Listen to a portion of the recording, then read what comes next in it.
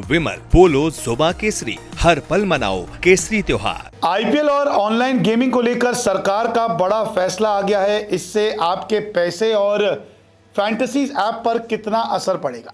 दरअसल जीएसटी की दरों को और ज़्यादा आसान कर दिया है सरकार ने, और अब सिर्फ 2 स्लैब में जीएसटी को बांट दिया गया है, यानी कि 5% और 18%। लेकिन अभी भी ऑनलाइन गेमिंग और आईपीएल पर जीएसटी जो है वो आपकी जेब पर असर डालेगा। जी हाँ, 5% और 18% की अब दरें जो है लागू हो गई है।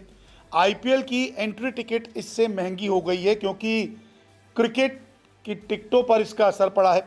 अब आईपीएल की टिकट पर 40% जीएसटी होगा। पहले आईपीएल टिकटों पर जीएसटी 28% का था।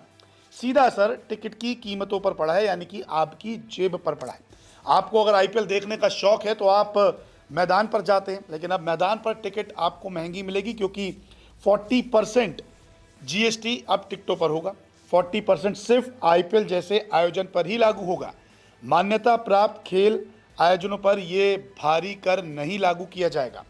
मान्यता प्राप्त खेल आयोजन पर टिकट अगर 500 रुपये तक की है तो जीएसटी मुक्त है, लेकिन अगर 500 से अधिक है तो फिर 18% की दर से जीएसटी जारी रहेगा। राष्ट्रीय और अंतर्राष्ट्रीय स्तर पर टिकटों पर बोझ नहीं, यानी कि आईपीएल की अगर आप टिकट लेते हैं तो आपको 40% जो है वो जीएसटी देना पड़ेगा। इसके अलावा इंटरनेशनल मैच के अगर 500 रुपये तक की टिकट है तो जीएसटी मुक्त है, लेकिन 500 से ज़्यादा है तो फिर 18% को आपको जीएसटी देना पड़ेगा। तो ये जो दरें हैं ये क्लियर कर दिए। पहले 4 स्लैब थे, लेकिन अब स्लैब जो आसान कर दिया। हालांकि ऑनलाइन गेमों का इससे अभी नुकसान हो रहा है क्योंकि ऑनलाइन गेमों पर नकेल कसी गई है। दरअसल सट्टेबाजी, जुए, लॉटरी, घोड़े की रेस, ऑनलाइन मनी गेमिंग पर 40% जीएसटी। हालांकि इससे कारोबार प्रभावित तो होगा, लेकिन सरकार को एक्स्ट्रा राजस्व भी दिला सकता है। तो यहाँ पर आईपीएल की टिकट भी महंगी हुई है, लेकिन अगर कुल मिलाकर देखा जाए तो कुछ चीज़ों पर, ऑनलाइन गेमों पर नकेल कसी गई है। यानी कि इससे सीधे सीधे आप कह सकते हैं या मान सकते हैं कि जब भी ड्रीम 11 या फैंटेसीज ऐप आएगी तो इसमें यहाँ पर नुकसान होगा ही होगा। एक चार्ट के ज़रिए मैं आपको समझाता हूँ। देखिए आपके सामने है कि किस तरीके से कैसीनो एडमिशन और सर्विस जो पहले 28% था वो अब 40% हो गया है। रिवाइज्ड और अर्लियर आपको बता रहा हूँ।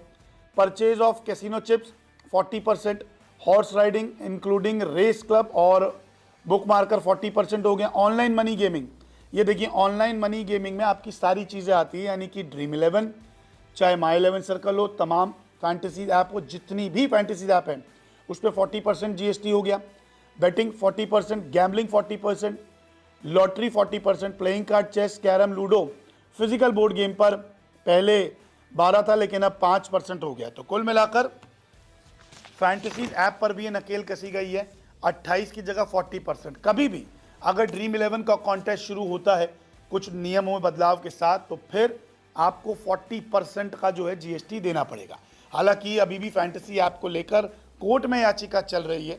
जैसे कि 3 हाई कोर्ट में बिल के खिलाफ सुनवाई है। हाई कोर्ट में A23, club boom 11, Bagheera carrom ने याचिका डाली है। कर्नाटक, दिल्ली और एमपी में सुनवाई जारी है। फैंटेसी को रोकना गलत है, दोबारा रू हो ऐसा कहा जा रहा है।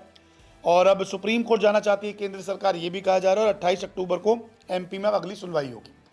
तो अभी ऑनलाइन गेमिंग पर 40%, आईपीएल की टिकटों पर 40%, ड्रीम 11 या फैंटेसी ऐप की कोई भी ऑनलाइन गेम शुरू होती है, फिलहाल जो बैन है उस पर आपको 40% जीएसटी देना होगा। तो सरकार ने बड़ा फैसला कर लिया है। आईपीएल अगर आप ग्राउंड पर देखने जाते हैं तो फिर आपको 40% टैक्स देना पड़ेगा, जीएसटी देना पड़ेगा।